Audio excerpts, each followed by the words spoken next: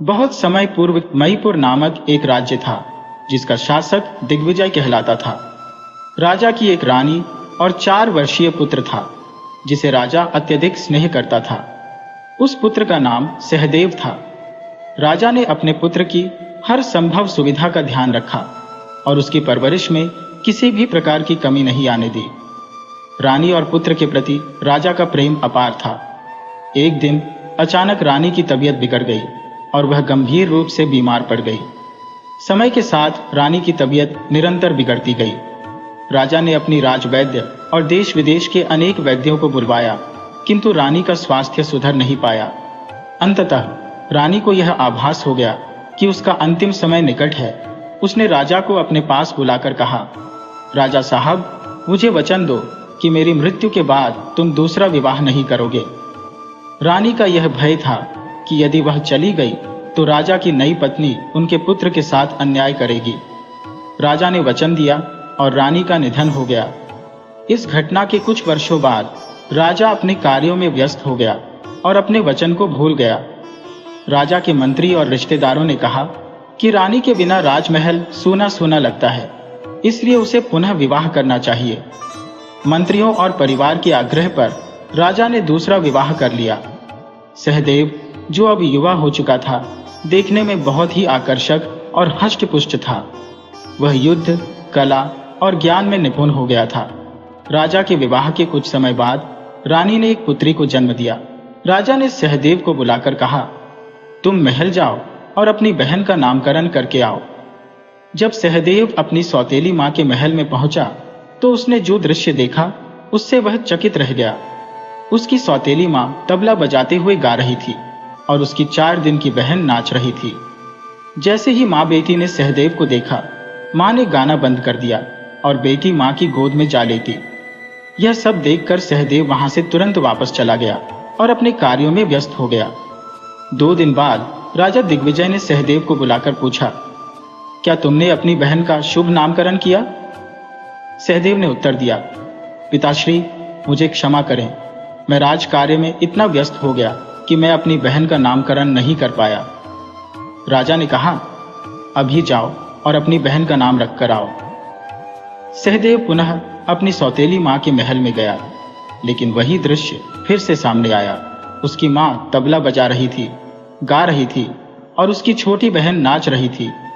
यह देखकर उसकी मां ने फिर से गाना बंद कर दिया।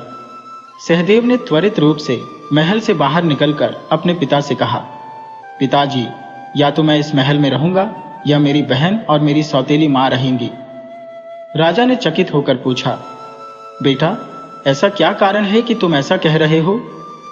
सहदेव ने कहा, पिताजी, मैं अभी इसका कारण नहीं बता सकता। यदि मैं अभी कारण बताऊंगा तो आप मेरी बात पर विश्वास नहीं करेंगे। राजा ने सहदेव की बात को गंभीरता से लिया, परंतु वह उसकी चुप्पी को लेकर चिंतित था।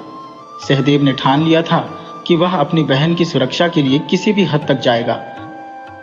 सब बीच सहदेव ने अपने मन में एक योजना बनाई। वह जानता था कि उसे अपनी मां की असलियत को उजागर करना होगा, ताकि राजा उसके साथ अन्याय न करे। उसने अपने पिता से कहा, पिताजी, मुझे आपके साथ कुछ समय चाहिए। मुझे आपसे अपनी भावनाएं साझा करनी है। राजा ने कहा, बिल्कुल बेटे, तुम मुझसे क्या कहना चाहते हो? सहदेव ने गहरी सांस लेते हुए कहा, पिताजी, मेरी मां की छवि अब आपके नए विवाह में धुंधली हो गई है। मुझे भय है कि वह हमें कभी नहीं भूल पाएगी। मुझे विश्वास नहीं हो रहा कि वह सच्ची है। राजा ने सहदेव के विचारों पर ध्यान दिया और उसकी आंखों में चिंता देखी। सहदेव ने आगे कहा, यदि हम अपनी बहन की रक्षा नहीं करेंगे तो हम एक बड़ी समस्या में फंस सकते हैं। राजा ने सहदेव की बातों को गंभीरता से लिया और उसने विचार किया कि उसे अपनी पत्नी की असलियत जानने के लिए कोई कदम उठाना चाहिए। क्या दिग्विजय अपने बेटे की चिंताओं को समझ पाएगा? क्या सहदेव अपनी बहन की रक्षा कर पाएगा? यह प्रश्न उनके मन में गूंज रहा था और समय ने अपनी चाल चलनी शुरू कर दी थी।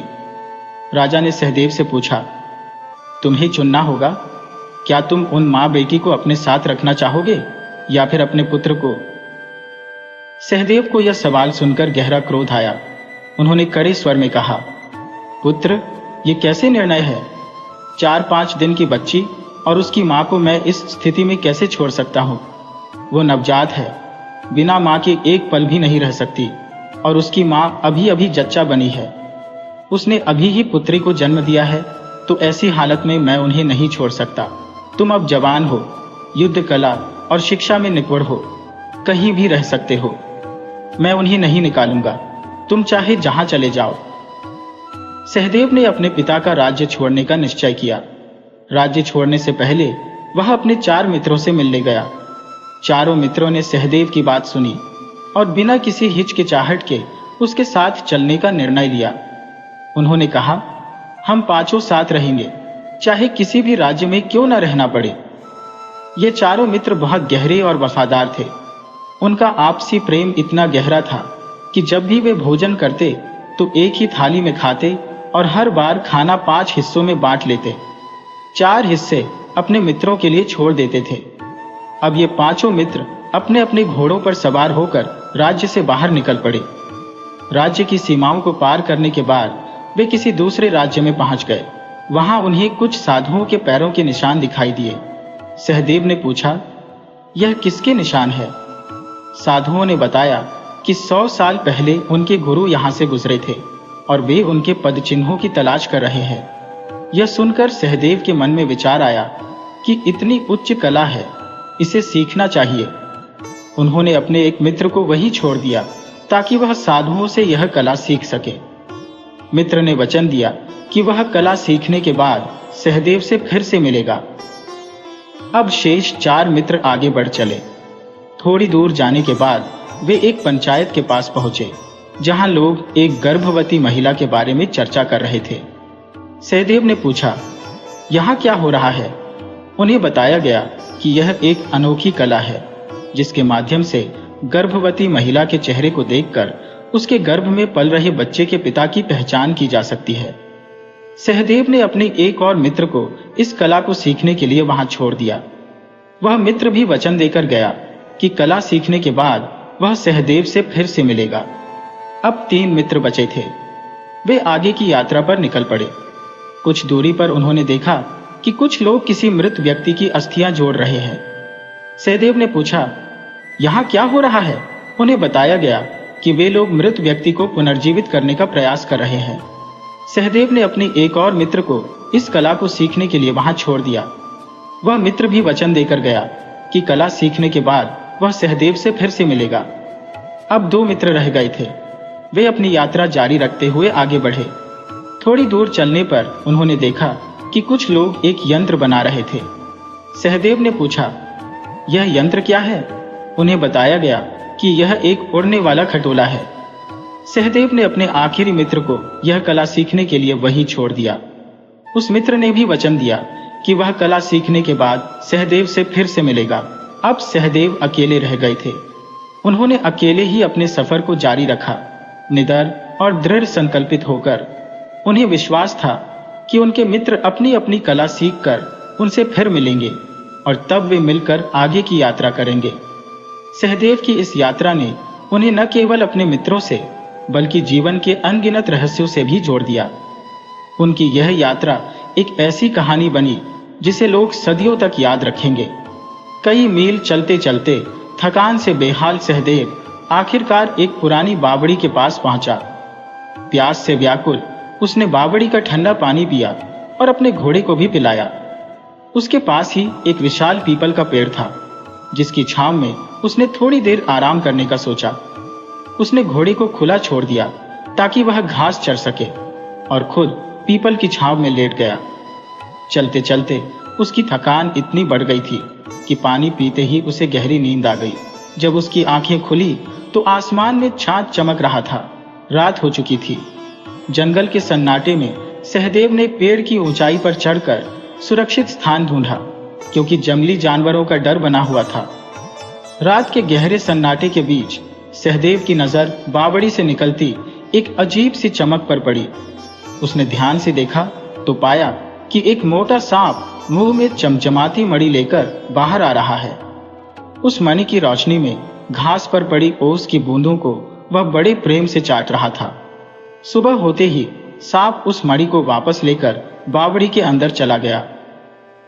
सहदेव ने सोचा, इस मणि को किसी भी तरह मुझे हासिल करना चाहिए। वह तुरंत नजदीकी गांव के एक लोहार के पास गया और एक ऐसा पिंजरा बनवाया जिसके चारों ओर धारदार ब्लेड लगे थे। पिंजरा लेकर वह फिर से उसी पीपल के पेड़ के नीचे पहुंचा और पिंजरे को सावधानी से रस्सी से बांध दिया ताकि मणि को पकड़ सके। अब वह सांप के आने का इंतजार करने लगा। रात के गहरे अंधेरे में जैसे ही 3 पहर बीते, फिर से वही सांप बावड़ी से बाहर आया। उसने मणि को घास पर रख दिया और ओस की बूंदों को चाटने लगा। सहदेव ने सही समय देखकर पिंजरा मणि के ऊपर गिरा दिया। अचानक चारों ओर अंधेरा छा गया और सांप गुस्से में पिंजरे पर हमला करने लगा। जैसे ही उसने पिंजरे को डंक मारा, पिंजरे में लगे तेज धारदार ब्लेडों ने उसके फन को काट डाला। कुछ ही समय में सांप का शरीर कई टुकड़ों में बंट गया। सहदेव ने सुबह का इंतजार किया और जैसे ही सूरज निकला, उसने मणि को पिंजरे से निकाल लिया। मणि को संभालते हुए सहदेव ने सोचा, इस मणि पर तो सांप का खून लगा हुआ है, इसे साफ करना पड़ेगा। वह मणि लेकर बावड़ी के पास गया और सीढ़ियों से नीचे उतरने लगा। जैसे ही वह एक सीढ़ी और उतरा, उसे कुछ और सीढ़ियां नजर आईं।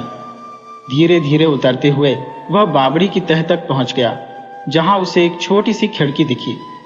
खिड़की के अंदर झांकते ही वह हैरान रह गया। खिड़की के अंदर एक पूरा नगर बसा हुआ था। चारों ओर बाजार, दुकानें, रंग बिरंगे कपड़े और पकवानों से सजी हुई थालियां रखी थी, लेकिन वहां एक भी इंसान नहीं था। सहदेव ने पूरे नगर का चक्कर लगाया, लेकिन कहीं कोई आदमी नहीं मिला। तभी उसकी नजर एक बाथरूम से आती पानी की धारा पर पड़ी। ऐसा लग रहा था जैसे कोई अंदर नहा रहा हो। सहदेव ने दरवाजा खटखटाया और उसे खोल दिया। अंदर जो दृश्य था वह उसे चौंका देने वाला था। वहां एक अत्यंत सुंदर युवती नहा रही थी। उसे इस हालत में देखकर सहदेव स्तब्ध रह गया। युवती ने उसे देखा और झटपट अपने कपड़ों में सिमट गई। आश्चर्यचकित होकर उसने पूछा, तुम कौन हो? सहदेव ने विनम्रता से जवाब दिया, मैं सहदेव हूं। उनकी आंखें मिली और दोनों कुछ समय तक एक दूसरे को देखते रहे। उस पल में एक अजीब सा जुड़ाव महसूस हुआ और धीरे धीरे दोनों के बीच प्रेम पनपने लगा। तभी सहदेव ने प्रश्न किया, तुम कौन हो? युवती ने उत्तर दिया, मैं देवकन्या हूं, देव के द्वारा भेजी गई। पहले तो वह मुस्कुराई, फिर अचानक उसकी आंखों में आंसू आ गए। इस पर सहदेव ने पूछा, तुम्हारी हंसी का कारण क्या था और फिर तुम्हें रोने का कारण क्या बना? कन्या ने उत्तर दिया, मैं हंस रही थी क्योंकि आज तक मैंने किसी भी जीवित व्यक्ति को नहीं देखा था। आज पहली बार मैंने एक सजीव मानव को देखा है, इसलिए मैं अत्यंत प्रसन्न हूं। किंतु मैं दुखी हूं क्योंकि मेरे पिता मृत्यु लोक से आएंगे और तुम्हें मार डालेंगे। मुझे तुम्हें खोने का भय है। तुम्हें देखते ही मुझे तुमसे प्रेम हो गया। सहदेव ने जिज्ञासा पूर्वक पूछा, तुम्हारे पिता कौन है और वे मृत्यु लोक कैसे जाते हैं? युवती ने बताया, मेरे पिता एक राक्षस है जिनका नाम देव है। मैं उनकी पुत्री देवकन्या हूं। मेरे पिता मणि के माध्यम से मृत्यु लोक में जाते हैं। सहदेव ने मणि दिखाते हुए कहा, यही है वह मणि? तो देवकन्या ने कहा, हाँ, यह वही है। सहदेव ने बताया, वह तो मेरे हाथों मारा गया था। सहदेव की सुंदरता ने देवकन्या को मोहित कर लिया, लेकिन पिता की मृत्यु के दुख में वह विलाप करने लगी।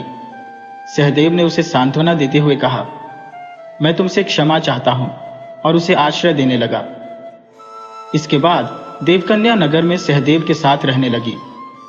सहदेव मन ही मन देवकन्या से प्रेम करता था, किंतु इस डर से कि उसके पिता का हत्यारा प्रेम नहीं कर सकता, वह अपनी भावनाओं को दबाए रखा। एक दिन देवकन्या ने कहा, मैंने कभी मृत्यु लोक नहीं देखा, मुझे वहां जाने की इच्छा है। सहदेव ने मणि के सहारे उसे उसी खिड़की तक पहुंचाया और दोनों ने मिलकर उस खिड़की से बाहर आने का प्रयास किया। अब सहदेव ने देवकन्या को मृत्यु लोक में घुमाना शुरू किया। शाम के समय जब वे वापस लौटने लगे, अचानक देवकन्या का पैर मुड़ गया। इस पर सहदेव ने उसे अपनी गोद में उठाया और उसी खिड़की से वापस उसी माया नगरी में लौट आया। इसके बाद सहदेव ने देवकन्या के पैर का उपचार किया। वे दोनों अपने कक्ष में सोने लगे।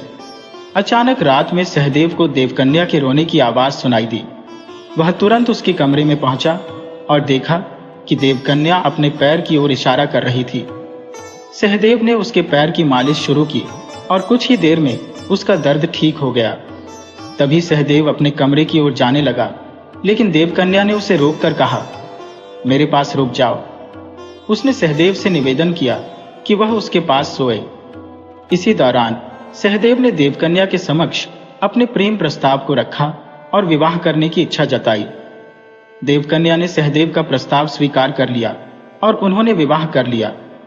उन दोनों ने एक दूसरे के प्रति मरने और जीने की कस्में खाई। समय बीतने के बाद देवकन्या ने पुनः मृत्यु लोक में घूमने की इच्छा व्यक्त की। सहदेव ने कहा, यदि तुम चाहती हो तो हम वहां जा सकते हैं, लेकिन तुम जानती हो वहां तुम्हारे पिता का खौफ भी है। देवकन्या ने कहा, मैं अपने पिता से डरती नहीं, मुझे तुम्हारे साथ रहना है। सहदेव ने एक गहरी सांस ली और कहा, ठीक है, चलो, मैं तुम्हें वहां ले चलूंगा। उन दोनों ने फिर से मणि की सहायता से उसी खिड़की से बाहर निकलने का प्रयास किया। देवकन्या ने सहदेव को थाम लिया और वे दोनों मिलकर उस अद्भुत यात्रा पर निकल पड़े। जैसे ही वे मृत्यु लोक में पहुंचे, देवकन्या की आंखें चमक उठी। देखो, यहां तो सब कुछ अद्भुत है, उसने कहा।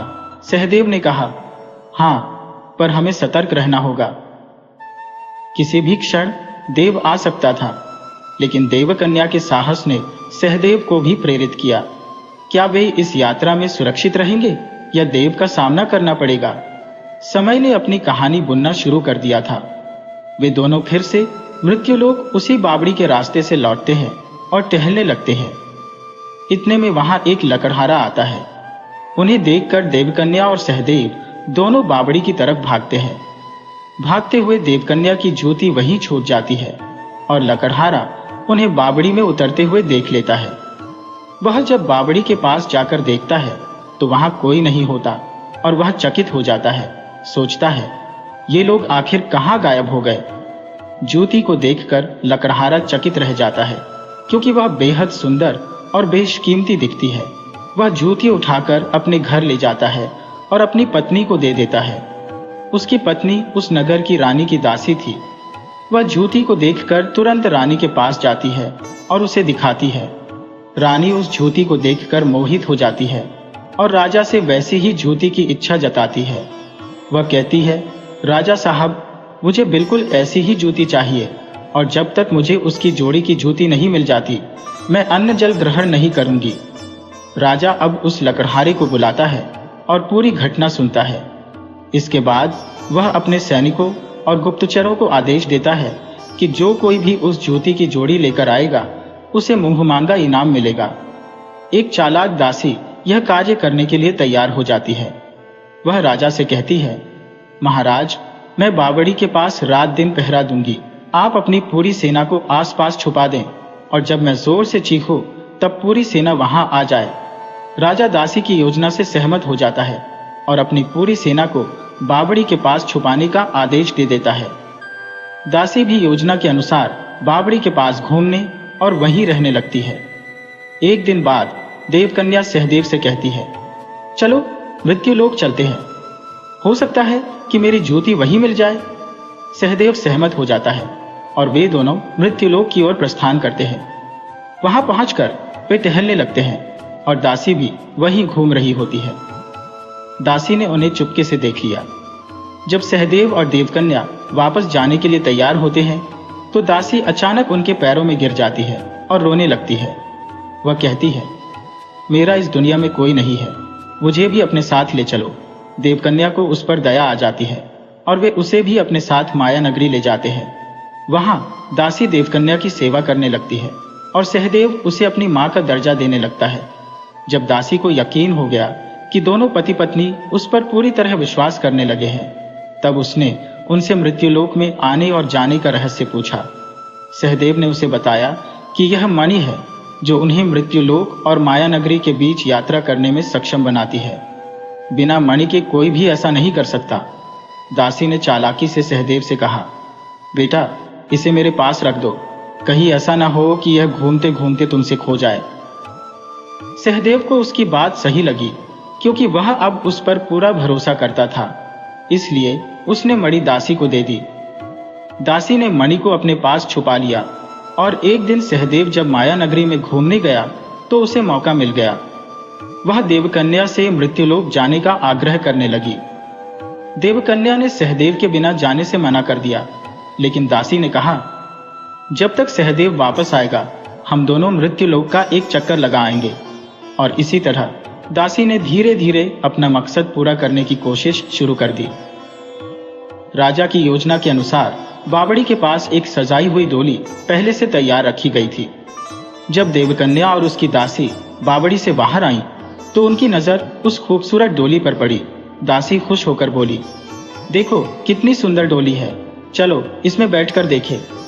लेकिन देवकन्या को शक हुआ और उसने मना करते हुए कहा, यह कोई षड्यंत्र लगता है, हमें इससे बचना चाहिए। दासी ने उसे समझाते हुए कहा, डरने की क्या जरूरत है, और जबरदस्ती उसका हाथ पकड़कर उसे डोली में बैठा लिया।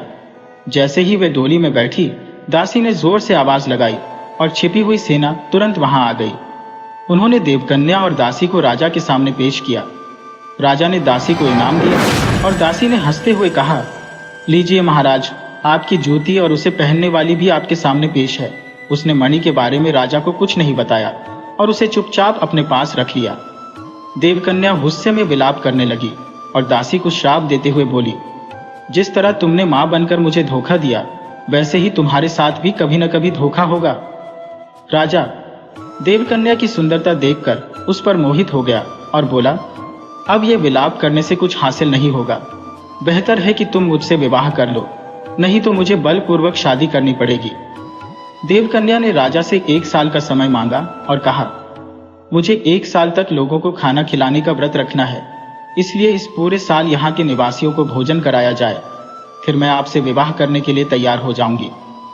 राजा ने इस शर्त को मान लिया। दरअसल सहदेव ने देवकन्या को पहले ही बता दिया था कि उसके 4 मित्र उसे ढूंढते हुए जरूर इस नगर में आएंगे। सहदेव ने यह भी कहा था कि जब वे भोजन करते हैं तो 5 हिस्से बनाते हैं, 1 हिस्सा वे खुद खाते हैं और 4 हिस्से अपने मित्रों के नाम के छोड़ देते हैं। इसी कारण देवकन्या ने राजा से निवासियों को 1 साल तक भोजन कराने की मांग की थी। उसे उम्मीद थी कि सहदेव के मित्र जरूर आएंगे और उन्हें पहचान लेंगे। हर रोज देवकन्या छत पर खड़ी होकर लोगों को खाना खाते देखती, उम्मीद करती कि सहदेव के मित्र आएंगे। उधर सहदेव के 4 मित्रों ने अपनी शिक्षाएं पूरी कर ली और अपनी अपनी कला में निपुण हो गए।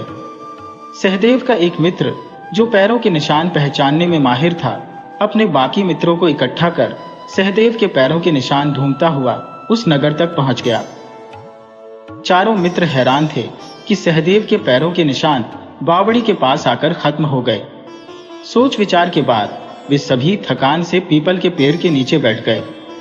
भूख से परेशान वे चारों वहीं बैठे थे। तभी एक नगरवासी ने उन्हें राजा के भंडारे के बारे में बताया। वे चारों भंडारे में गए और जब उन्होंने खाना खाया तो हमेशा की तरह अपने 5 हिस्से बनाए, 1 हिस्सा छोड़कर 4 हिस्से खा लिए। देवकन्या जो छत पर खड़ी थी यह सब देख रही थी। देवकन्या ने सैनिकों से कहा, इन चारों को मेरे पास ले आओ। खाना खाने के बाद सैनिक चारों मित्रों को देवकन्या के पास ले आए जो छत पर खड़ी थी। जैसे ही उन चारों मित्रों की दृष्टि देवकन्या पर पड़ी, उनमें से एक मित्र जिसने गर्भवती महिलाओं के पेट में पल रहे बच्चे के पिता को पहचानने की कला सीखी थी, उसने तुरंत कहा, यह शाहदेव के बच्चे की मां है। हालांकि देवकन्या स्वयं नहीं जानती थी कि वह गर्भवती है। चारों मित्रों में प्रसन्नता की लहर दौड़ गई और वे देवकन्या के पास पहुंच गए। उन्होंने उसे अपनी पहचान बताई, हम सहदेव के मित्र हैं, और देवकन्या ने उन्हें अपनी पूरी कहानी सुनाई। यह सुनकर उन चारों मित्रों की आंखों में आंसू आ गए और देवकन्या भी अपने दुख में फूट फूट कर रोने लगी। वह कहने लगी, अब तक तो मृत्यु ने सहदेव को निगल लिया होगा। चारों मित्रों ने जब पूरा घटनाक्रम सुना तो उनके क्रोध की कोई सीमा नहीं रही। उन्होंने देवकन्या से कहा, हम उसे मृत्यु के गह्वर से निकाल लाएंगे। इसके बाद चारों ने मणि के बारे में पूछा, वह कहाँ है? देवकन्या ने बताया, वह उस दासी के पास है जिसने धोखे से मुझे राजा के पास भेजा। चारों मित्रों ने देवकन्या को आश्वासन दिया कि वे जल्द ही सहदेव को वापस लाएंगे। फिर उन्होंने उस दासी की खोज में जुटने का निश्चय किया। खोजबीन के दौरान उन्होंने पाया कि उस दासी का बेटा रामचरण 12 वर्षों से घर नहीं लौटा था। अब उन चारों मित्रों ने एक योजना बनाई।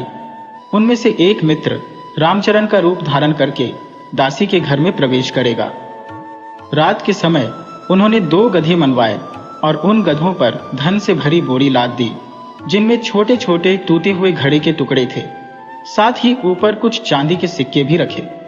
वह मित्र दासी के बेटे के रूप में उन गधों को लेकर दासी के घर की ओर चल पड़ा। दासी के घर के द्वार पर पहुंचकर उसने मां मां चिल्लाना शुरू कर दिया। यह सुनकर दासी दौड़कर द्वार तक पहुंची और पूछा, तुम कौन हो? उसने उत्तर दिया, मां, मैं आपका पुत्र रामचरण हूं। यह सुनकर दासी खुशी से झूम उठी और उसे घर के अंदर ले गई। दासी ने पूछा, पुत्र, तुम इतने दिन कहाँ थे?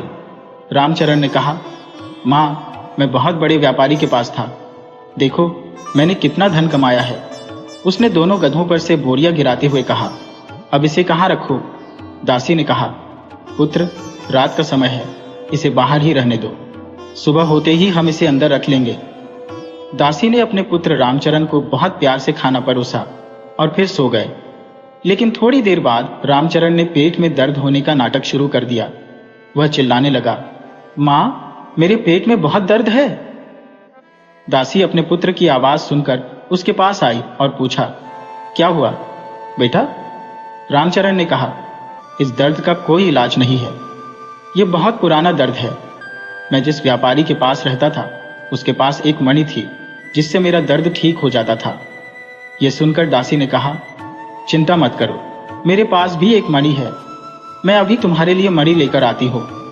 दासी ने मणि रामचरण को दी और जैसे ही उसने मणि को छुआ वह शांत हो गया और बोला, मां, मेरे पेट का दर्द ठीक हो रहा है। रामचरण की चतुराई ने दासी को और भी भरोसेमंद बना दिया। अब दासी को यकीन हो गया कि उसका बेटा सच में घर लौट आया है। इस बीच चारों मित्र आपस में चर्चा करने लगे कि अब क्या करना है। उन्होंने विचार किया कि जब दासी पूरी तरह से विश्वास कर लेगी तभी वे सहदेव को बचाने की योजना को आगे बढ़ा सकते हैं। एक रात जब सब कुछ शांत था, उन चारों मित्रों ने फिर से मिलकर एक नई योजना बनाई। वे तय करते हैं कि जब दासी गहरी नींद में होगी तब वे सहदेव को वहां से निकालने का प्रयास करेंगे। इस बीच देवकन्या अपने मन में सहदेव की सलामती की दुआ कर रही थी। क्या चारों मित्र अपनी योजना में सफल होंगे? क्या वे सहदेव को मृत्यु के पंजे से छुड़ाने में सक्षम होंगे? समय की चाल चल रही थी और आगे का रास्ता अनिश्चित था। दासी ने सहदेव से कहा, बेटा, इस मणि को अपने साथ सोते वक्त रख लेना। अगर रात में कोई तकलीफ हो तो इसे पेट पर रख लेना। रात बीतने के बाद सहदेव का मित्र एक मौका पाकर मणि को चुराकर दासी के घर से बाहर निकल गया। उसने दासी के घर का सारा धन भी चुराया और उसे अपने गधों पर लाद लिया। सारा धन लेकर वह अपने मित्रों के पास चला गया। सुबह होते ही जब दासी ने रामचरण को ढूंढा तो वह वहां नहीं मिला। रामचरण भी गायब था और उसके घर का सारा धन भी मणि सहित चोरी हो चुका था। दासी ने विलाप करना शुरू कर दिया। वह पहले से भी अधिक दुखी और निराश हो गई। उसे देवकन्या का दिया हुआ श्राप याद आ गया कि जिस प्रकार तूने मेरे साथ छल किया है उसी प्रकार कोई तेरे साथ भी करेगा। चारों मित्र मणि को लेकर बावड़ी की तरफ चलने लगे। मणि की सहायता से वे माया नगरी में प्रवेश कर गए। वे सहदेव को खोजते हुए उसके पास पहुंचे तो देखा कि वह अब केवल एक हड्डियों का कंकाल रह गया था। सहदेव की इस हालत को देखकर चारों मित्र बेहद दुखी हो गए। उनमें से जिस मित्र ने मृत व्यक्ति को जीवित करने की कला सीखी थी उसने सहदेव के कंकाल में प्राण डालने का कार्य शुरू किया। उसने अपने मित्रों से मिट्टी मंगवाकर उससे सहदेव के शरीर का निर्माण किया। अब बस प्राण डालना बाकी था। जैसे ही उसने सहदेव के शरीर में प्राण डाले, सहदेव एकदम से उठ खड़ा हुआ और देवकन्या कहता हुआ फिर से प्राण त्याग दिए। उसके मित्र ने फिर से प्राण डालने का प्रयास किया, लेकिन सहदेव वही नाम लेकर फिर से मर गया। प्राण डालने वाले मित्र ने कहा, यह देवकन्या के वियोग में मरा है। इसे उससे बेहद प्रेम था और उसी के बिछड़ने के कारण यह तड़प कर मर गया है। जब तक देवकन्या इसके सामने नहीं आएगी यह जीवित नहीं रह पाएगा। अब उनके पास एक आखिरी मौका था। तीसरी बार प्रयास करने पर भी अगर सहदेव जीवित नहीं हुआ तो वह फिर कभी नहीं जी पाएगा। उसने अपने मित्रों से कहा, जो विद्या मैंने सीखी है उसका केवल 3 बार ही उपयोग किया जा सकता है। मैंने 2 बार इसका प्रयोग कर लिया है। अब हमें सोच समझकर कुछ करना होगा। चारों मित्र गहन विचार में पड़ गए कि अब क्या किया जाए। कुछ देर विचार करने के बाद उन्होंने एक उपाय निकाला। सहदेव के मित्रों ने देवकन्या के कपड़े ढूंढकर अपने एक साथी को पहनाए और उसे सहदेव के सामने खड़ा कर दिया। फिर उनमें से एक मित्र ने जादू से उसमें प्राण डाल दिए। सहदेव जैसे ही होश में आया, उसने सामने देवकन्या को खड़ा देखा। जैसे ही उसने पुकारा देवकन्या, तो उसके मित्र ने देवकन्या की आवाज में जवाब दिया, हाँ बोलो। सहदेव उसे पास देखकर खुशी से भर उठा। चारों मित्रों ने हंसी खुशी सहदेव के होश में आने का जश्न मनाया। सहदेव को जीवित देख वे सब एक दूसरे को गले लगाने लगे। हालांकि सहदेव अब जीवित था, फिर भी वह चलने फिरने में असमर्थ था, क्योंकि उसका शरीर पूरी तरह से स्वस्थ नहीं हो पाया था। चारों मित्रों ने दिन रात उसकी सेवा की, उसे मालिश करते रहे। कुछ दिनों के बाद सहदेव धीरे धीरे चलने लगा और आखिरकार वह पूरी तरह स्वस्थ हो गया। अब सभी मित्र राजा के महल की ओर बढ़ने की योजना बनाने लगे। मित्रों ने सहदेव से कहा, हम चुपके से देवकन्या को महल से निकाल लेंगे। लेकिन सहदेव ने साफ मना कर दिया। उसने कहा, नहीं, हम चोरी छिपे देवकन्या को नहीं ले जाएंगे। हम राजा से युद्ध करेंगे और उसे हराकर नगर के बीचों बीच उसे सजा देंगे, ताकि दोबारा कोई ऐसा पाप करने की हिम्मत न कर सके। राज्य को एक सच्चे और न्यायप्रिय राजा की आवश्यकता है। यह राजा न्यायपूर्ण नहीं है।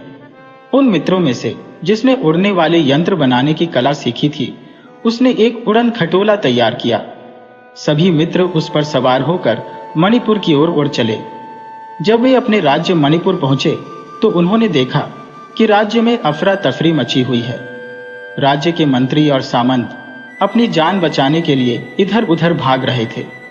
राज्य की प्रजा, जो सहदेव को देखकर बहुत खुश थी, रोते हुए उसके पास आई और उससे प्रार्थना करने लगी, हमारी रक्षा करो राजकुमार।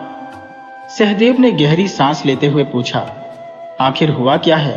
तभी राज्य के मंत्री ने सामने आकर कहा, आपके जाने के बाद से हर रोज एक व्यक्ति गायब होने लगा।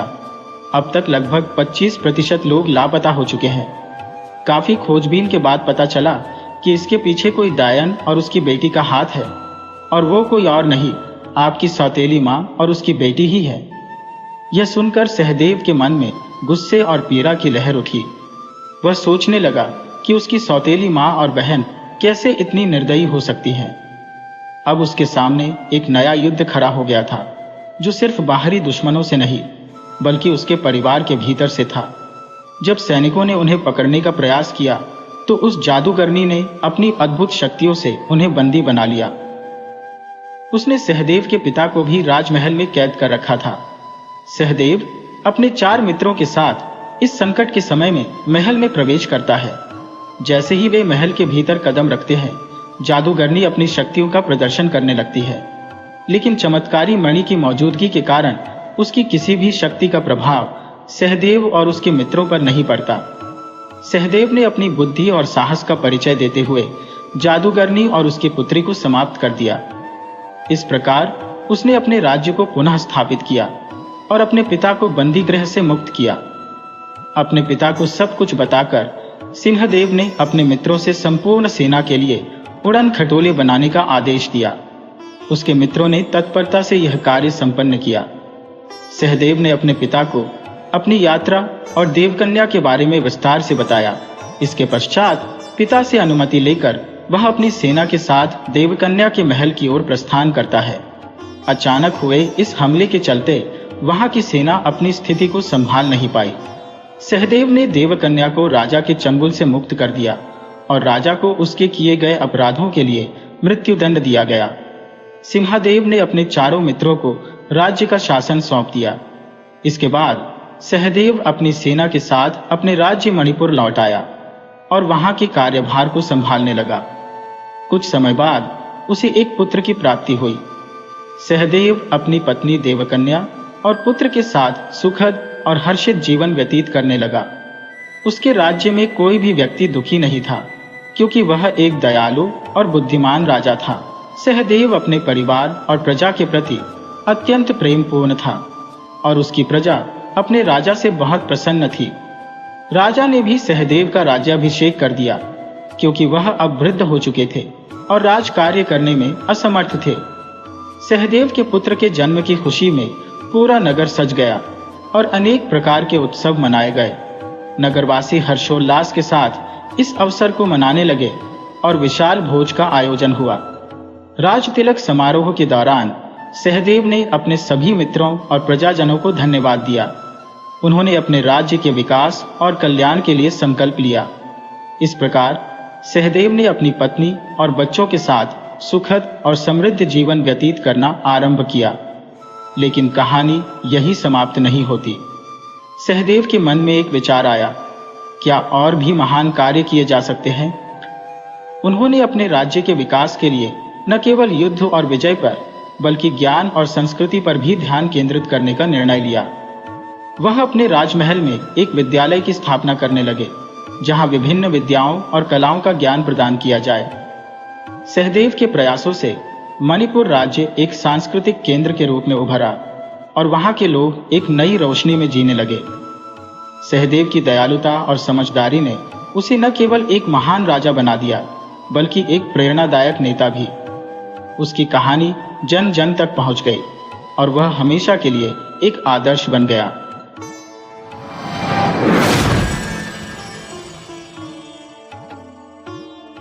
बहुत समय पहले की बात है। एक घुमंतु था जिसका नाम रामू था। उसकी अपनी विस्तृत गृहस्थी थी। परिवार में उसके बाबा, उसकी पत्नी, 2 बेटे, 2 बेटियां, 1 कुत्ता, 2 बकरियां, 1 बकरा और भी कई जानवर थे। लेकिन बंजारों की प्रथा के अनुसार सारा सामान उसके मित्र के ऊपर लाद दिया जाता था। जहां कहीं कोई खुली जगह मिलती, वे वहीं ठहर जाते, वहीं खाना बनाते, खाते और सोते। उनका पेशा लोहे का काम करना था। चिमटा, तवा, संडासी जैसे औजार बनाकर वे आसपास की बस्तियों में बेच देते थे। उनका जीवन सादा था, मोटी रोटी, मोटे पैर और गहरी नींद। सुबह होते ही वही दिनचर्या फिर शुरू हो जाती। न ज्यादा पैसा आता था, न ही उनका कभी जोड़ पाया। अगर किसी को कोई बीमारी होती तो वे देसी नुस्खों से इलाज कर लेते और कभी बच जाते तो भगवान की मर्जी, नहीं तो फिर भगवान की मर्जी मानकर आगे बढ़ जाते। कहते हैं कि जब चित्तौड़ के महाराणा प्रताप को अकबर के खिलाफ संघर्ष करते हुए अपना किला छोड़कर जंगलों में जाना पड़ा था, तब इन्हीं बंजारों ने उनका साथ दिया था। उनका मुखिया, जिसने महाराणा के समर्थन में पूरी बंजारों की जाति को कसम दिलाई थी कि वे कभी स्थायी निवास नहीं बनाएंगे, हमेशा घुमंतु जीवन जिएंगे, आज भी इस कसम का पालन करते हुए बंजारे अपने छकरों पर अपने सारे सामान के साथ जगह जगह घूमते रहते हैं। रामू भी इसी परंपरा का पालन करता रहा। अपने परिवार के साथ यहां से वहां भटकता रहा। इस घूमते फिरते जीवन में कब उसकी बेटियां जवान हो गई, उसे पता ही नहीं चला। जब एक दूसरे कबीले के बंजारे ने अपने बेटे का रिश्ता रामू की बड़ी बेटी कमली के लिए भेजा, तो रामू ने उस लड़के रमलू को देखने का निश्चय किया। रमलू, जो युवा और बलिष्ठ था, पहली ही नजर में रामू को भा गया। उसने कमली का विवाह रमलू से तय कर दिया। बंजारों में दहेज की कोई प्रथा नहीं थी, इसलिए रामू को लेन देन की चिंता नहीं थी। परंतु दरवाजे पर आए मेहमानों के सत्कार में कोई कमी न रहे, इसके लिए धन की आवश्यकता थी, जो उसके पास नहीं था। वह लगातार इस बारे में सोचता रहा कि इस धन की व्यवस्था कैसे की जाए। एक दिन रामू की पत्नी ने सुझाव दिया, पास के गांव में एक महाजन रहता है जो ब्याज पर पैसा देता है। तुम उससे 20 रुपए उधार ले आओ। ज्यादा धन की आवश्यकता नहीं है, बस इतना ही काफी होगा जिससे शादी का खर्चा निकल आए। रामू जानता था कि महाजन कर्ज दे तो देगा, लेकिन उसका कर्ज उतारना बहुत कठिन होता है। मजबूरी ने उसे महाजन के दरवाजे तक खींच लाया। उस महाजन का नाम था लाला नखीमल। लाला ने रामू को अपनी दुकान पर आते देखा और तुरंत समझ लिया कि उसे किसी गंभीर कारण से यहाँ आना पड़ा है। लाला ने रामू को बैठाया और उसके आने का मकसद पूछा। रामू ने विस्तार से बताया, कमली की मां ने शादी की अधिकतर तैयारियां कर ली है, बस बारात के लोगों के सत्कार का इंतजाम बाकी है। मैं आपसे 20 रुपए उधार चाहता हूं, जिसे मैं शादी के बाद धीरे धीरे चुका दूंगा। लाला ने हंसते हुए कहा, भाई, उधार देने का भी एक उसूल होता है। मैं केवल उन्हें कर्ज देता हूं जो उसे वापस कर सके। मुझे शक है कि तुम इतनी मेहनत करने के बाद भी मेरा कर्ज चुका पाओगे। तुम घुमंतु हो, ठिकाना नहीं है तुम्हारा। तुम चले गए तो मैं तुमसे अपनी रकम कैसे वसूल कर पाऊंगा? अगर तुम्हारे पास कुछ गिरवी रखने लायक हो तो मुझे दे दो। रामू ने दुखी होकर कहा, अगर मेरे पास कुछ ऐसा होता जिसे गिरवी रख पाता तो मैं उसे बेच ही देता। मेरे पास कुछ भी नहीं है। लाला ने फिर कहा, फिर तो मैं तुम्हें कर्ज कैसे दे सकता हूं? मेरी भी मजबूरी है। तभी गली में कुत्तों के भौंकने की आवाजें गूंजने लगी। गली के आवारा कुत्ते रामू के शिकारी कुत्ते को देखकर भौंकने लगे, लेकिन रामू का कुत्ता, जिसका नाम गबरू था, निडरता से उन पर हमला कर दिया। थोड़ी ही देर में उसने उन आवारा कुत्तों को भगा दिया। लाला ने यह सब देखा और कुत्ते की बहादुरी से प्रभावित होकर कहा, वाह भाई, ये तो कमाल का कुत्ता है। रामू ने गर्व से कहा, सेठ जी, इसे कुत्ता मत कहिए, ये मेरा बेटा है। इसका नाम गबरू है। यह हमेशा मेरे साथ रहा है, मेरी हर बात समझता है। इसकी वजह से मेरी जान बची है कई बार। लाला ने मुस्कुराते हुए कहा, भाई, तेरी असली दौलत तो यही कुत्ता है। इसे मुझे दे दे और बदले में मैं तुझे 20 रुपए दे दूंगा। बंजारा बोला, क्या तुम 20 रुपए 30 रुपए के लिए सोच रहे हो कि मैं अपना कुत्ता तुम्हें दे दूं? नहीं, यह संभव नहीं है। लाला ने फिर कहा, सोच लो, अगर तुम चाहो तो मैं तुम्हें 30 रुपए भी दे सकता हूं, पर उसे मेरे घर की रखवाली करनी होगी। इस जगह पर कई आवारा कुत्ते घूमते हैं और चोरों का भी खौफ बना हुआ है। वे कब आकर हमारा माल साफ कर दें, इसका कोई भरोसा नहीं। अगर ये कुत्ता चौकसी से काम करेगा तो हम निश्चिंत होकर सो सकते हैं और कोई भी कुत्ता इस गली में घुसने की हिम्मत नहीं करेगा। रामू ने जवाब दिया, लाला जी, मजबूरी में आपके पास आया हूं, नहीं तो ऐसी बातें सुनने की जरूरत ही न पड़ती। अगर कोई और ऐसी बात कहता तो मैं उसे सुनना भी पसंद नहीं करता। अगर आपको कर्ज नहीं देना है तो मत दो, लेकिन मैं अपना गबरू तुम्हें नहीं दूंगा। यह कहकर रामू खड़ा हुआ और दुकान से बाहर निकलने लगा। उसने सोचा कि गबरू उसके पीछे पीछे आ रहा होगा, लेकिन थोड़ी दूर जाकर देखा कि गबरू अब भी दुकान के बाहर बैठा हुआ था। वह हिला तक नहीं था। लाला ने फिर आवाज दी, सोच लो, अगर तुम चाहो तो मैं इसके बदले 30 रुपये दे दूंगा और इसे खरीद लूंगा। रामू ने गुस्से में कहा, सेठ जी, मजबूरी में मैं अपने बेटे को नहीं बेच सकता। ये मेरा बेटा है। रामू वापस जाकर गबरू को आवाज देता रहा, लेकिन गबरू टस से मस नहीं हुआ। यह देखकर उसकी आंखों में आंसू भर आए। रामू ने गबरू को गले लगाया और कहा, बेटा, मैंने तुझे अपना बेटा माना है और आज तू बेटे का फर्ज निभाना चाहता है। फिर रामू ने लाला की ओर देखकर कहा, लाला जी, मैं इसे बेचूंगा नहीं, लेकिन इसे आपकी रखवाली के लिए गिरवी रख रहा हूं। मैं जल्द ही ब्याज सहित आपका कर्ज चुका दूंगा और अपने गबरू को वापस ले जाऊंगा। तब तक आप इसका ख्याल रखेंगे, इसे भूखा प्यासा नहीं छोड़ेंगे। अगर आप मानते हैं तो बताइए। लाला ने सहमति में कहा, मैं राजी हूं, इसे अपने साथ रखूंगा। पर एक बात ध्यान रखना, अगर ये तुम्हारे पीछे भाग गया तो कहीं ऐसा ना हो कि मेरे रुपए भी चले जाएं। इसे अच्छी तरह समझा देना। जब तुम कर्ज चुका दोगे तो अपना गबरू वापस ले जाना। बंजारा कहने लगा, लाला जी, ये गबरू मेरे बेटे जैसा है और बंजारे की बात पत्थर की लकीर होती है। जब तक आपका कर्ज चुकता नहीं कर दूंगा, ये कहीं नहीं जाएगा। उसकी आवाज भर्राने लगी, आंखों में नमी तैर गई। अब जल्दी से रकम दे दो, मैं ज्यादा देर यहां ठहर नहीं पाऊंगा, लेकिन गबरू के बिना डेरे पर जाकर कैसे रह पाऊंगा, ये मुझे नहीं पता। रामू की आंखों में आंसू छलक उठे और लाला भी उसकी हालत देखकर समझ गया कि यह सौदा उसके लिए घाटे का नहीं था। सेठ जी ने सोचा, हर महीने चौकीदार को 5 रुपए देता हो, फिर भी वह रात भर जागते रहो, चिल्लाता है, लेकिन कुत्ते का भरोसा है, वफादारी में वो अपनी जान भी कुर्बान कर देगा, पर मालिक को नुकसान नहीं होने देगा। अंततः सेठ जी ने तिजोरी से 20 रुपया निकाले और बंजारे के हाथ में रख दिए। बंजारा अपनी आंखों की नमी पोंछता हुआ लाठी उठाकर चला गया। गबरू ने जाते वक्त एक बार नम आंखों से रामू की ओर देखा, फिर धीमे से अपना सिर मोड़ लिया, जैसे उसने अपने आंसू छिपाने की कोशिश की हो। रामू बंजारा अपने डेरे पर लौट रहा था। उसकी आंखें अब भी भीगी थी। उसकी पत्नी ने उसकी हालत देखकर सोचा कि शायद कर्ज नहीं मिला है, इसलिए वह इतना उदास है। उसने कहा, आप दिल छोटा मत करो, भगवान पर भरोसा रखो, सब ठीक हो जाएगा। बंजारा बोला, अब तो इंतजाम हो ही जाएगा, पर यह सब तेरे गबरू की वजह से ही हो पाया। उसकी आवाज में दर्द था और उसकी आंखों से फिर आंसू बह निकले। उसकी पत्नी चौंकी। मेरे बेटे गबरू को क्या हुआ? बंजारे ने थके हुए स्वर में कहा, मैं तेरे गबरू को बेच आया हूं। ये सुनते ही उसकी पत्नी के भी आंसू छलक पड़े।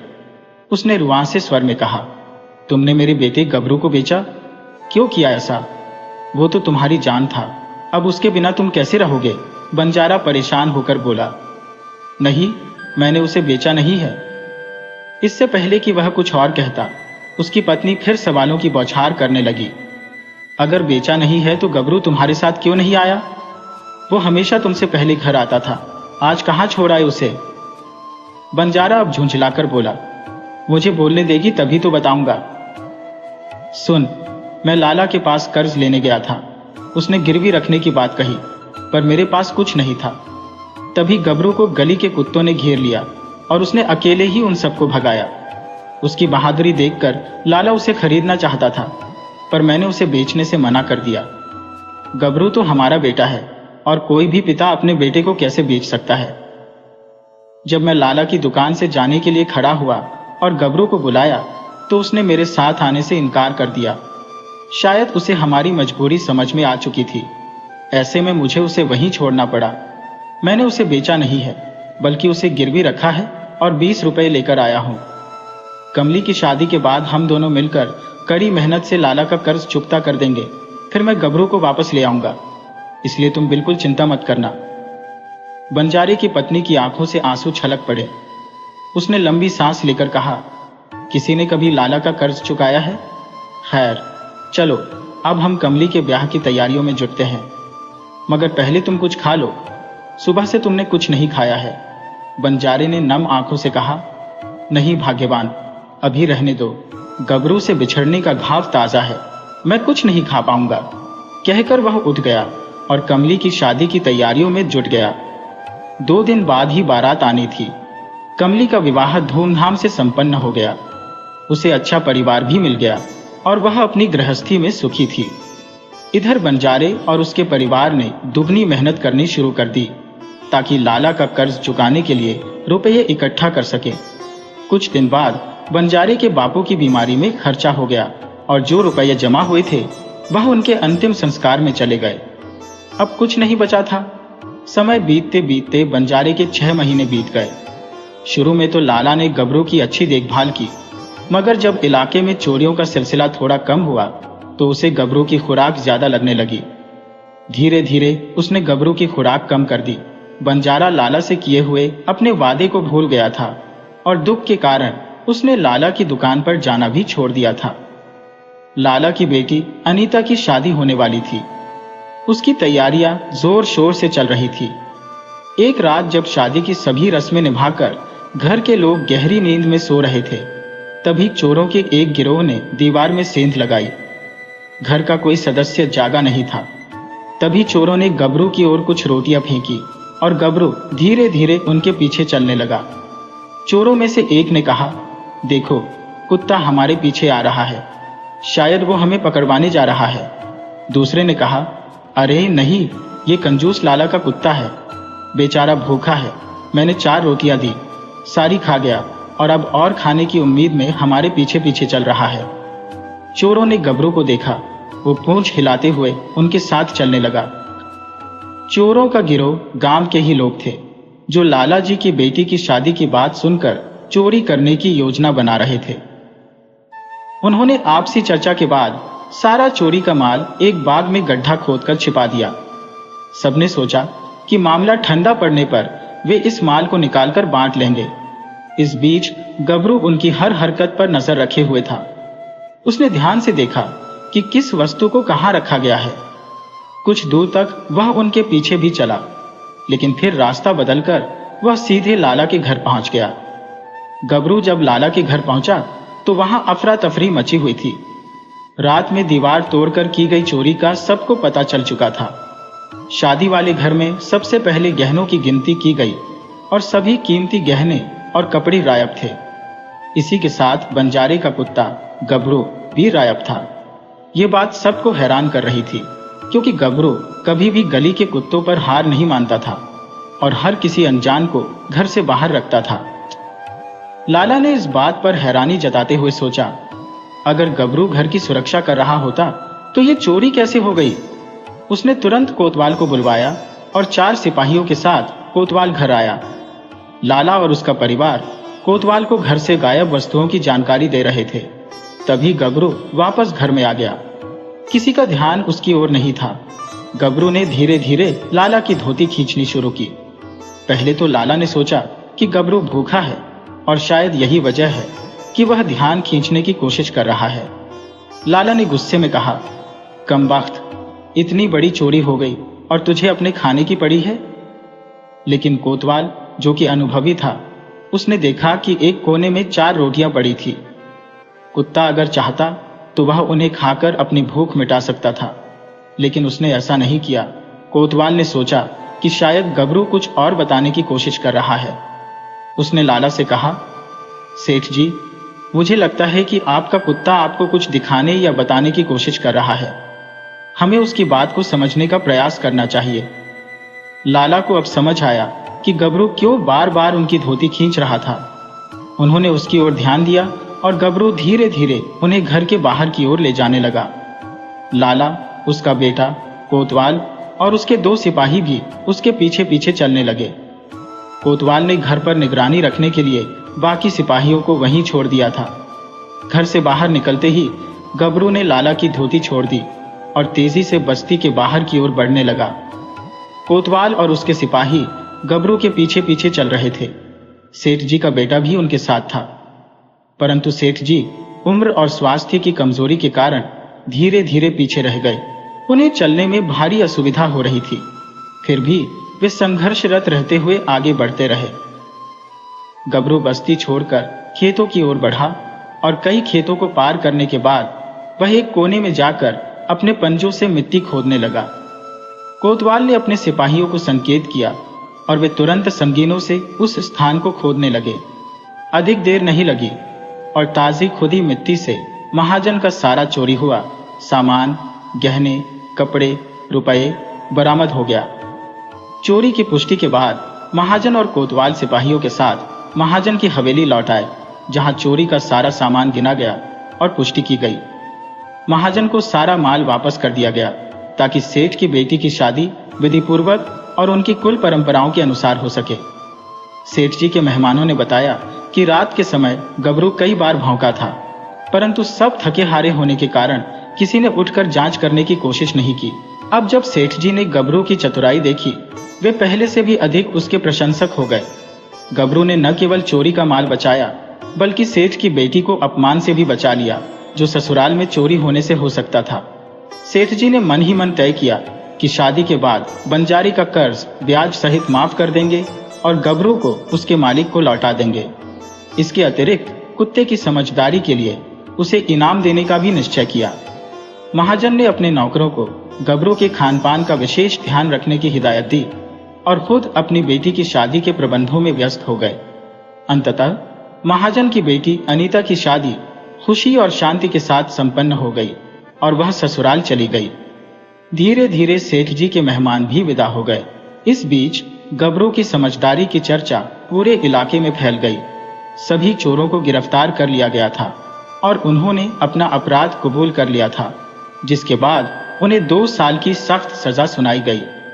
सेठ जी अब गबरू से अत्यधिक प्रसन्न थे और उन्होंने उसे उसके मालिक बंजारी के पास भेजने का निश्चय किया। उन्होंने एक पत्र में सारी घटना लिखकर बंजारी को धन्यवाद प्रकट किया और साथ ही कर्ज माफ करने तथा इनाम स्वरूप 20 रुपए देने की बात लिखी। इस पत्र और पैसे को कपड़े में बांधकर उन्होंने गबरू के गले में बांध दिया और प्यार से विदा कर दिया। गबरू ने एक बार महाजन की ओर देखा और फिर उनके पैरों के पास लिपट गया, फिर घर से बाहर निकलकर तेजी से चल पड़ा। बंजारे ने कुछ समय पहले महाजन की बस्ती के पास अपना डेरा जमाया था, परंतु अब उसकी बचत उसके पिता की बीमारी और अंतिम संस्कार में समाप्त हो चुकी थी। कर्ज न चुका पाने की शर्म में वह बस्ती से थोड़ा दूर हटकर रहने लगा और अपना सामान दूसरी बस्तियों में बेचने जाने लगा। गबरू महाजन के घर से निकलकर तेजी से बंजारे के पुराने डेरे की ओर चला, लेकिन वहां पहुंचकर उसे निराशा हाथ लगी क्योंकि डेरा अब वहां नहीं था।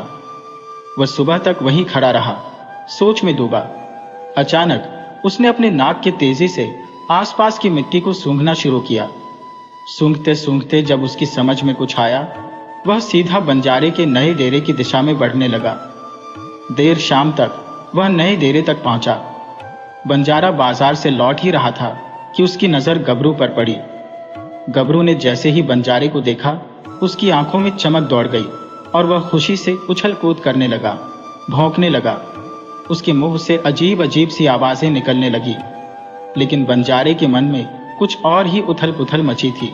गुस्से से बंजारे के मस्तिष्क में ख्याल आया कि गबरू महाजन के घर से भाग आया होगा और इसने उसकी प्रतिष्ठा धूमिल कर दी है। अब कौन किसी बंजारे के वचन पर भरोसा करेगा। बंजारे ने आवेश में आकर अपनी पीतल की मुट्ठी वाली लाठी, जिस पर वह बार बार तेल लगाता था, गबरू की ओर फेंकी। लाठी सीधी गबरू के सिर पर जा लगी और गबरू बिना एक आवाज निकाले जमीन पर गिर पड़ा। बंजारा भागकर उसके पास पहुंचा, लेकिन तब तक बहुत देर हो चुकी थी। गबरू अब इस दुनिया से विदा ले चुका था। जब बंजारे ने उसे उठाया तो उसकी गर्दन में बंधी एक चिट्ठी और कुछ पैसे मिले। बंजारे ने वह चिट्ठी खोली और किसी तरह टूटे फूटे अक्षरों में महाजन की बातें पढ़ी। महाजन ने न केवल कर्ज माफ करने का जिक्र किया था, बल्कि गबरू के कारनामे की भी प्रशंसा की थी। यह पढ़ते ही बंजारा रोने लगा। उसकी आंखों से आंसू थमने का नाम नहीं ले रहे थे। उसके रोने की आवाज सुनकर उसका परिवार भी वहां दौड़ आया और सब गबरू के मृत शरीर से लिपटकर फूट फूट कर रोने लगे। मगर अब कुछ भी संभव नहीं था। बड़ी मुश्किल से परिवार ने बंजारे को गबरू से अलग किया और भारी मन से गबरू का अंतिम संस्कार किया। बंजारे ने गबरू को बेटी की तरह विदा दी, उसकी समाधि बनाई और प्रतिदिन वहां घुटनों के बल बैठकर उसकी राख को प्रणाम करता। उस समय उसके आंसू स्वतः बहने लगते। कुछ ही समय बाद बंजारा भी ज्यादा दिन तक नहीं जी पाया और अपने प्रिय गबरू के पीछे पीछे वह भी इस संसार से विदा हो गया। इस कहानी से यही सीखने को मिलता है कि किसी भी निर्दोष पर आरोप लगाने से पहले पूरी तहकीकात करना अति आवश्यक है। बिना सोचे समझे कदम उठाने से हमेशा पछतावा होता है। अगर आपको हमारी यह मार्मिक कहानी पसंद आई हो तो कृपया इसे ज्यादा से ज्यादा लाइक करें, शेयर करें और चैनल को सब्सक्राइब करें।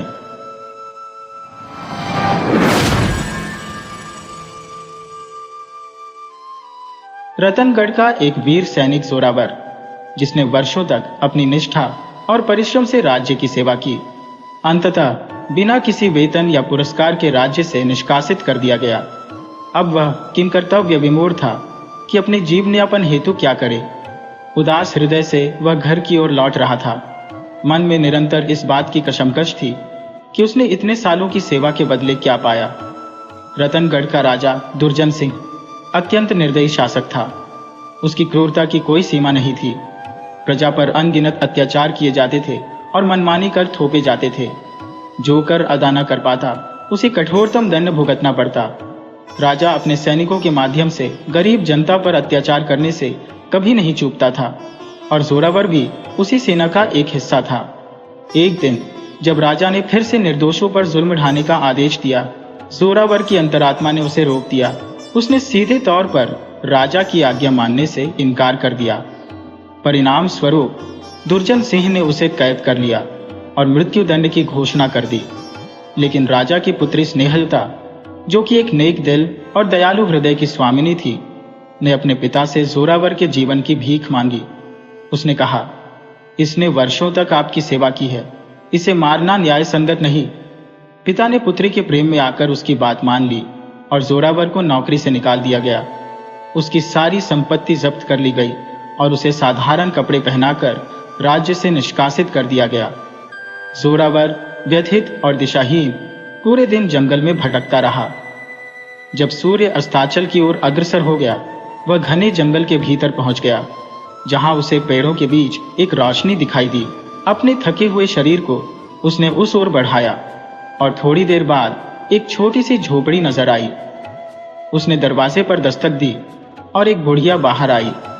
जोरावर ने बुढ़िया से रात बिताने और कुछ खाने की विनती की, मगर वह बुढ़िया जिद्दी और क्रोधी स्वभाव की थी, मानो उसकी दया असीम कठिनाई से प्राप्त हो सकती थी। अंततः उसने कहा, तुम यहाँ रह सकते हो, पर बदले में सुबह मेरा पूरा बगीचा खोदना पड़ेगा। मजबूर जोरावर ने उसकी शर्त मान ली। रात भर आराम करने के बाद जोरावर सुबह उठते ही बगीचे की खुदाई में जुट गया और यह कठिन कार्य करने में पूरा दिन बीत गया। शाम का झुटपुटा हो चला था और जोरावर ने ठहरने की विनती की। थकावट से चूर होकर उसने बुढ़िया से कहा, सारा दिन मेहनत करने के बाद मुझसे अब और नहीं चला जाता, मुझे एक रात और यहाँ बिताने दो। बुढ़िया पहले तो उसे नकारने को उद्यत थी, किंतु कुछ सोचने के बाद बोली, यदि तुम कल एक गाड़ी भर लकड़ी काट कर लाओगे तो मैं तुम्हें रात भर के लिए रहने दूंगी। जोरावर ने उसकी बात मान ली और अगली सुबह से उसने इस काम में जुटकर उसे पूरा किया। परंतु जब शाम ढलने लगी तो वह फिर से बुढ़िया के पास गया और कहा, आज भी मैंने पूरा दिन काम किया, अब बहुत थक चुका हूं, मुझे एक रात और यहाँ रुकने दो। बुढ़िया थोड़ी देर चुप रही, फिर उसकी शर्तें और कड़ी हो गईं। इस बार उसने कहा, ठीक है, मगर कल तुम्हें कुएं के तल में रखे दिए को मेरे लिए लाना होगा। जैसे ही सूरज की पहली किरणें धरती को छूने लगी, बुढ़िया जोरावर को लेकर उस गहरे सूखे कुएं तक पहुंची। उसने जोरावर की कमर पर रस्सी बांधी और उसे कुएं के भीतर उतार दिया। जैसा कि बुढ़िया ने कहा था, वहां सचमुच एक दिया रखा हुआ था। जोरावर ने इशारा किया कि वह उसे ऊपर खींच ले, परंतु बुढ़िया ने धोखे से उसे इतना ही ऊपर खींचा कि वह दिया उसकी ओर बढ़ा सके। बुढ़िया ने कहा, पहले मुझे दिया दो, फिर मैं तुम्हें पूरी तरह बाहर निकाल लूंगी। जोरावर समझ गया कि बुढ़िया का इरादा ठीक नहीं है, वह उसे धोखे से कुएं में छोड़ने वाली थी। उसने दृढ़ता से कहा, जब तक मैं सही सलामत बाहर नहीं आ जाता तुम्हें दिया नहीं दूंगा। बुढ़िया क्रोधित हो गई और क्रोध में आकर उसने जोरावर को दिए समेत नीचे गिरा दिया। यह दिया वह वर्षों से प्राप्त करने की कोशिश कर रही थी, पर सफल नहीं हो सकी थी। कुएं में गिरकर जोरावर कुछ देर तक निसहाय पड़ा रहा। उसे लगा कि अब उसका अंत निश्चित है। तभी उसे ध्यान आया कि उसकी जेब में थोड़ा तंबाकू बचा हुआ है। उसने सोचा, क्यों न जीवन का अंत करने से पहले तंबाकू का आखिरी कच लिया जाए। उसने अपना पाइप निकाला और दिए से उसे जलाकर तंबाकू पीने लगा। अचानक धुएं के घने बादलों के बीच से एक प्रेत प्रकट हुआ। प्रेत बोला, सैनिक, तुम्हारी क्या सेवा कर सकता हूं? जोरावर थोड़ा स्तब्ध होते हुए बोला, मुझे तो कुछ नहीं चाहिए। प्रेत ने कहा, तुम इस दिए के स्वामी हो, इसलिए मुझे तुम्हारी हर आज्ञा माननी होगी। तब जोरावर ने कहा, पहले मुझे इस कुएं से बाहर निकालो। जैसे ही उसने यह कहा, प्रेत ने तुरंत उसका हाथ पकड़ा और उसे दिए समेत कुएं से बाहर खींच लिया। बाहर आते ही जोरावर ने एक और फरमाइश की, अब उस दुष्ट बुढ़िया को मेरी जगह इस कुएं में डाल दो। प्रेत ने यह आदेश भी तुरंत पूरा कर दिया। बुढ़िया को कुएं में डालने के बाद जोरावर बुढ़िया की झोपड़ी में गया और वहां उसे ढेर सारा सोना चांदी मिला, जो शायद उसने यात्रियों से लूटा था। प्रेत ने जोरावर से कहा, जब भी तुम्हें मेरी जरूरत हो, इस दिए से अपना पाइप चलाना, मैं तुरंत हाजिर हो जाऊंगा। जोरावर अपने भाग्य पर अत्यंत प्रसन्न था और वह प्रेत की सहायता से समृद्ध और संतुष्ट जीवन जीने लगा। पहले जोरावर शहर के बाहरी इलाके में गया और वहां की एक सुंदर सराय में ठहरने का प्रबंध किया।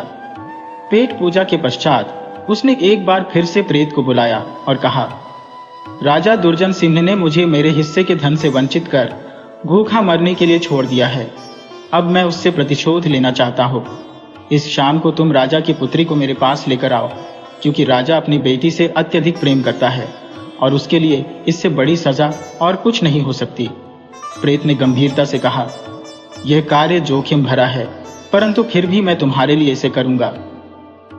प्रेत राजकुमारी को, जो गहरी नींद में सो रही थी, सैनिक के पास ले आया। अगले दिन सुबह होते ही जोरावर राजकुमारी को वापस महल में छोड़ आया। जागते ही राजकुमारी ने अपने पिता से कहा, पिछली रात मैंने अजीब सपना देखा, जैसे कोई मुझे हवा में उड़ाकर ले जा रहा हो और मुझे एक सैनिक के घर ले जाकर नौकरानी की तरह उसकी सेवा करवा रहा हो। राजा इस विचित्र कथा पर सोचता रहा। उसने अपनी बेटी से कहा, अब की बार तुम अपनी जेब में एक छेद कर लो और उसमें मटर भर लो। जहां भी तुम जाओगी मटर के दाने गिरते रहेंगे और हम पता लगा सकेंगे कि तुम किस मार्ग पर गई थी। राजा यह नहीं जानता था कि प्रेत महल में रहकर इनकी जासूसी कर रहा था। प्रेत ने राजा और राजकुमारी की सारी बातें सुन ली थी। शाम होते ही जोरावर ने फिर से प्रेत से राजकुमारी को लाने के लिए कहा, लेकिन इस बार प्रेत ने राजा की चाल को विफल करने के लिए अन्य रास्तों पर भी मटर के दाने बिखेर दिए, जिससे राजा के सैनिक भ्रमित हो गए और यह पता नहीं लगा सके कि सही रास्ता कौन सा है। अगली सुबह प्रेत फिर से राजकुमारी को महल में छोड़ आया। राजकुमारी ने पुनः अपने पिता को वही कहानी सुनाई। तब राजा ने उसे सुझाव दिया, अब की बार तुम वहां एक जूता छुपा देना जहां तुम्हें ले जाया जाएगा। प्रेत ने यह बात भी सुन ली। जब जोरावर ने प्रेत से फिर राजकुमारी को लाने के लिए कहा, तब प्रेत गंभीर स्वर में बोला, अब तुम निश्चित ही पकड़े जाओगे और यह तुम्हारा दुर्भाग्य होगा। परंतु जोरावर पर इसका कोई असर नहीं पड़ा। प्रेत ने उसे चेताया कि अगली सुबह जल्दी ही शहर से बाहर निकल जाना। राजकुमारी ने इस बार सैनिक के कमरे में एक जूता छुपा दिया। जैसे ही राजा को यह पता चला, उसने पूरे शहर में जूते की खोज शुरू करवा दी। सैनिक हर घर में जूता तलाशने लगे और अंत में वे जोरावर के घर पहुंचे। वे जूता ढूंढने में सफल हो गए और जोरावर को पकड़ लिया। उसने भागने की कोशिश की, पर वह व्यर्थ रही। जोरावर को राजा के समक्ष ले जाया गया। इस घटनाक्रम में दुर्भाग्य यह था कि जोरावर का दीपक और सारा सोना चांदी उसके कमरे में ही रह गया था। उसकी जेब में अब केवल 2 अशर्फियां बची थी। राजा ने उसे पहचान लिया और कहा, पिछली बार तो तुम्हें छोड़ दिया गया था, परंतु इस बार तुम मृत्युदंड से बच नहीं सकते। कल तुम्हें फांसी पर लटका दिया जाएगा, तब तक इसे कारागार में भेज दिया जाए। जब जोरावर कारागार में बंद हो गया तो वह लगातार सोचता रहा कि इस बंदिश से निजात पाने का कोई उपाय किया जाए। उसने पहरेदार से कहा, तुम्हें मैं 2 अशर्फियां दूंगा, बस एक छोटा सा काम कर दो। मेरे घर पर जो सामान पड़ा है वह मुझे लाकर दे दो। लालच में फंसे पहरेदार ने जोरावर की बात मान ली और उसका सामान मंगवाकर उसे दे दिया। सामान मिलते ही जोरावर ने तुरंत ही अपने पाइप को जलाया। धुएं के बादलों में उसका मित्र प्रेत प्रकट हुआ। प्रेत बोला, मालिक, डरने की कोई बात नहीं है, आप घबराइए मत। जब भी आपको फांसी के लिए ले जाया जाए, बस यह दीपक अपने पास रखना, बाकी सब सहजता से होगा। हिम्मत मत खोना। अगले दिन जोरावर को फांसी पर चढ़ाया जाना था। उसे फांसी स्थल तक ले जाया जा रहा था। तब उसने राजा से एक अंतिम इच्छा जताई। राजा ने पूछा, क्या चाहिए? जोरावर बोला, बस रास्ते में एक बार पाइप पी लेने दो। राजा ने उदारता दिखाते हुए कहा, एक नहीं 2 बार पीना। जोरावर ने तुरंत दीपक से अपना पाइप जलाया। धुएं के साथ ही प्रेत वहां प्रकट हो गया। जोरावर ने फौरन आदेश दिया, इस भीड़ को यहां से खदेड़ दो या फिर खत्म कर दो और राजा के 3 टुकड़े कर दो। प्रेत ने अपने काम की शुरुआत की और कुछ ही देर में भीड़ तितर बितर हो गई। अब वहां सिर्फ राजा अकेला खड़ा था।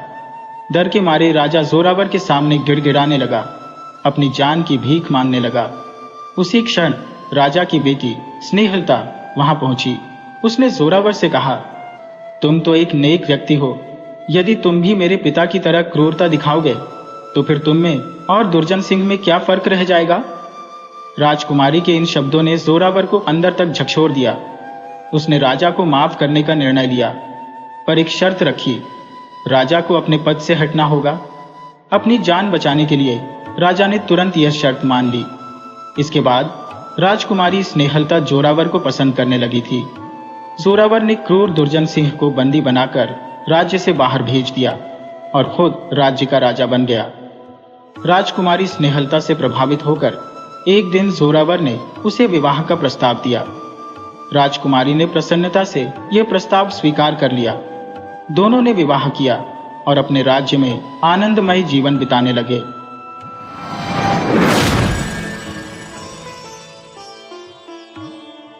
वीडियो अच्छी लगी हो तो इसे लाइक करें और ऐसी ही मज़ेदार कहानियों के लिए चैनल को सब्सक्राइब करें और बेल आइकन दबाएं। ज़्यादा से ज़्यादा अपने दोस्तों को शेयर करें। धन्यवाद।